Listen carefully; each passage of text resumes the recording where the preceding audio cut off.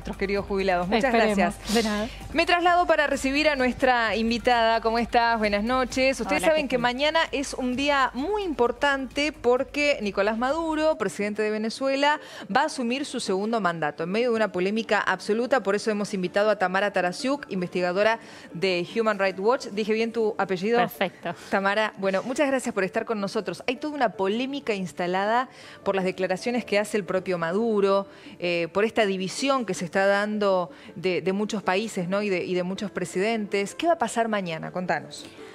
Mañana Maduro pretende asumir un nuevo mandato que se basa en una elección del año pasado, del 20 de mayo, que fue totalmente fraudulenta. Es una elección en la cual la gente no pudo votar libremente, donde hubo una participación bastante baja comparada con otras elecciones en Venezuela, y donde además aquellos que fueron a votar no fueron a votar genuinamente por quien querían votar, sino que hubo mucha gente cuyo voto estuvo condicionado por el hambre. En Venezuela el hambre se usa como un mecanismo de control político y social. Como extorsivo, digamos. Exactamente. ¿No? Y en esas condiciones Maduro dice que ganó las elecciones y es por eso que gran parte de las democracias del mundo, no solo de la región, sino también en Europa y en otros lugares, han dicho que no van a reconocer el mandato presidencial que empieza mañana. ¿Y qué significa que no lo reconozcan?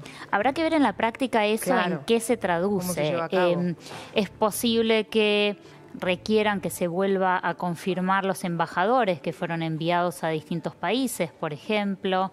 En Venezuela lo que hay es una polémica entre la Asamblea Nacional, que es el órgano legislativo, que fue votado por el pueblo, que tiene una mayoría opositora, que asumió en diciembre del 2015, y el resto de las autoridades públicas, que están todas absolutamente controladas por el gobierno. Entonces, la gran duda y el debate que se va a dar a partir de mañana es ¿quién va a ejercer el poder? Si lo va a hacer el presidente Maduro sobre la base de un mandato ilegítimo o si las autoridades internacionales van a reconocer el poder del presidente de la Asamblea Nacional, que es, según la Constitución, quien debería asumir el poder si no hay presidente. ¿Qué están haciendo ustedes desde Human Rights Watch? ¿Qué investigación llevaron adelante y llevan adelante? Nosotros documentamos distintos problemas de derechos humanos en Venezuela hace mucho tiempo. ¿Cuánto tiempo? Hace años. Yo hace 10 años que cubro Venezuela, la institución hace más de 25 que trabaja sobre todo el mundo. Nosotros cubrimos más de 90 países, lógico, incluyendo Venezuela. Y en Venezuela vemos tres grandes problemas. Uno es la crisis humanitaria, que es devastadora. Hay una escasez absoluta de comida, insumos médicos y medicina, de la cual podemos conversar. La crisis humanitaria que ha generado un éxodo masivo, más de 3 millones de venezolanos salieron del país en el último tiempo, huyendo de esta crisis, muchos aquí, y no es el país donde más hay. No, y por último, la represión. El gobierno de Venezuela ha abusado del poder en contra de opositores y quienes creen que son opositores, no necesariamente lo son. De hecho, hoy acabamos de publicar un informe sobre torturas de militares. Eso te iba a preguntar. Y familiares. Y familiares también, ¿no? Así es. El informe habla de el uso de las agencias de inteligencia en Venezuela para detener y torturar a militares acusados de conspiración y a familiares de algunos militares o civiles que estaban en la casa cuando fueron a buscar a un militar acusado de conspirar y se lo llevaron en vez de llevarse al sospechoso. El hijo, la madre, el padre, la pareja.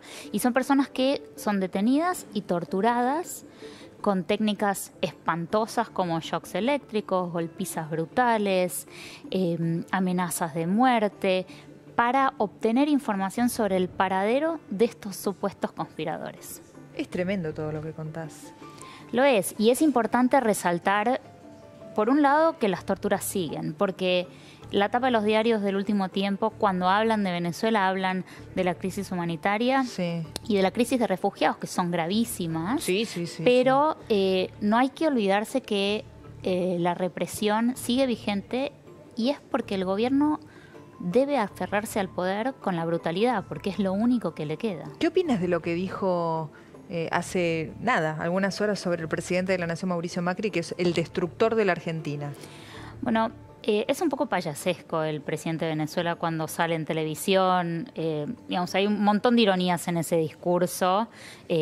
Primero, siempre acusa al mensajero y acusa a las potencias extranjeras de ser responsable de los problemas que solo su gobierno generó, incluyendo el presidente Macri, pero no solo Macri, también habla de esa forma de otros presidentes de Latinoamérica y del presidente de Estados Unidos. Habla, por ejemplo, en el discurso de hoy se refirió al Grupo de Lima como el cartel de Lima. Irónicamente hay altas autoridades venezolanas que fueron sancionadas y están implicados en gravísimos casos de narcotráfico. Habló y el Papa de Maduro, habló el presidente de la Conferencia Episcopal ayer, digamos. Con papeles muy distintos, ¿no? La Conferencia Episcopal venezolana ha jugado un rol increíble documentando lo que está pasando en el país y alzando la voz, diciendo que en Venezuela no hay democracia, que en Venezuela se violan los derechos humanos. El mensaje del Papa no ha sido ese en el último tiempo. Eso es verdad. Me parece que eso ameritaría prácticamente un programa entero. Tamara, hoy no tenemos mucho tiempo. Yo te quiero agradecer igualmente muchísimo que hayas estado. Mañana va a ser uno de los temas del día, sin lugar a duda, el segundo mandato de Maduro, así que hoy un poco queríamos anticipar eso, pero seguramente vamos a invitarte para charlar más en detalle, no solo de lo que están haciendo ustedes, sino también de lo que significa, ¿no? Un hombre así, con esas características frente a ese país tan devastado. Con muchísimo gusto. Te agradezco mucho. Gracias. Muy amable. Nos vamos a la pausa muy breve. Quédense que ya estamos de regreso con el final de PM. Ya venimos.